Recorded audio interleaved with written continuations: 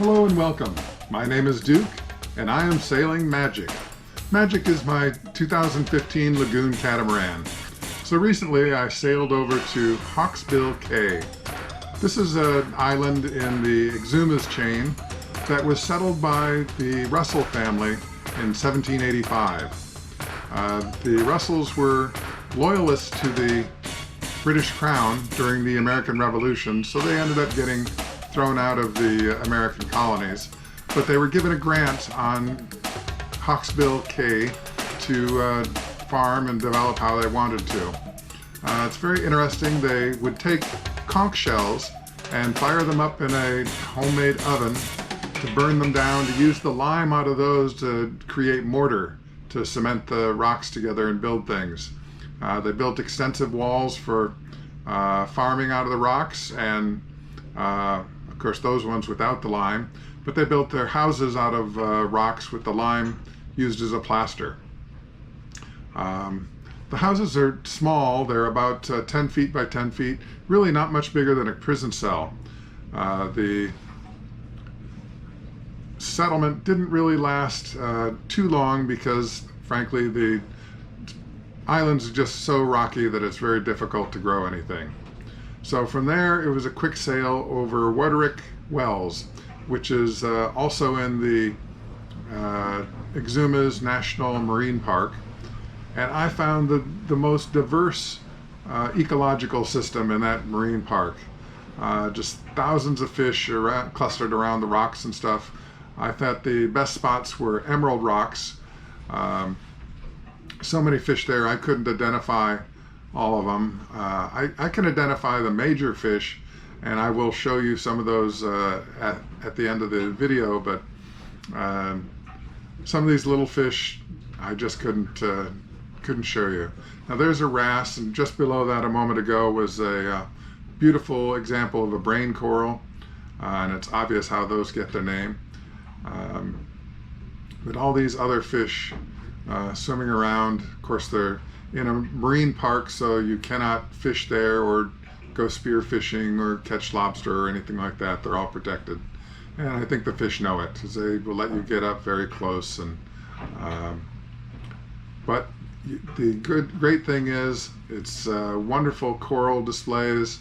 The fish are very colorful, all sorts of variety there that you just don't see in a lot of the areas anymore.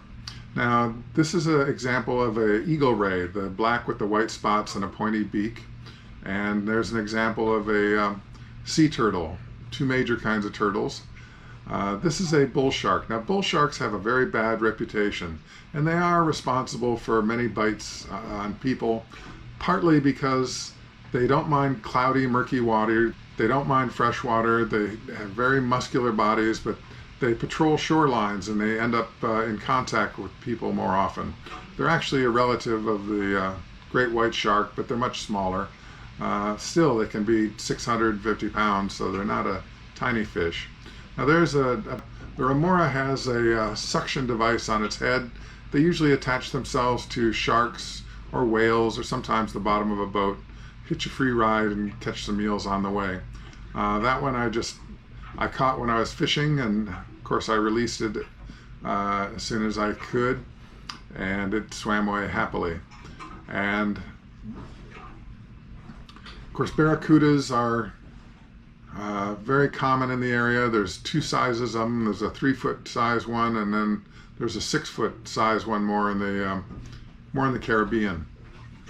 But whatever you do, do not wear shiny jewelry when you're swimming, scuba diving, or snorkeling in these waters, because barracuda will go after the shiny jewelry. They will think that's the flash of a little fish trying to get away, and barracudas are aggressive when they think there's a little fish there. It's one reason that so many get caught. Now you notice this one has black spots on its side. That means it's been eating the reef fish, and the reef fish have been eating poisonous plants and coral and things. And now it doesn't kill the barracuda and it doesn't kill the reef fish, but the barracuda builds up a high amount of toxins, so don't eat them when they've got the spots. But when they don't have the spots, they're pretty good eating. Make nice fish tacos. Some people don't like them. They're a little bit oilier than some fish, but I think they're just fine. And then lastly, we have a dolphin here. Now there's dolphin fish and there's dolphin that are mammals. This is obviously the dolphin that's a mammal. They breathe air just like we do. They're very smart, very intelligent. They don't usually want to interact with people in the water too much. They'll do it a little bit, especially if they've been fed, but they're smart and they're curious. The other thing called a dolphin is the fish, and it's a mahi. So they're bright yellow, green, rainbow colored with a big bulbous head. Couldn't be mistaken for the dolphin mammal. There, a quick sail over to Compass Cay. Compass Cay, you have to take a walk about a third of a mile across the island from the protected part to the other side. And there, when it's low tide, you just get some little waves trickling over the rocks. But when it's high tide, the big waves come over and bubble into this little protected pond area, and it's like a bubble bath. That's why it's called Rachel's Bath. And I threw in a shot from underwater just so you'd see what it looked like, but honestly not much to see underwater there. But it's a fun little thing, just a quick hike, an easy one, kids can do it, and you get the bubble bath when you're there. Now I think everybody should have other hobbies on the boat other than just boating, fishing, snorkeling, diving. I paint now and then. Now this first painting is one I did. I saw a bronze 1,500-year-old statue at the Getty Museum in Los Angeles, and it was all corroded and black and didn't look very good, but I wanted to bring it to life. I could tell there was something in there. So this was my painting of bringing that statue to life and trying to make it look like a real person. The next painting is one I did from Caribou Cay in Western Caribbean over by Belize. There's a Marine Institute there, and these fishermen were working not too far from it.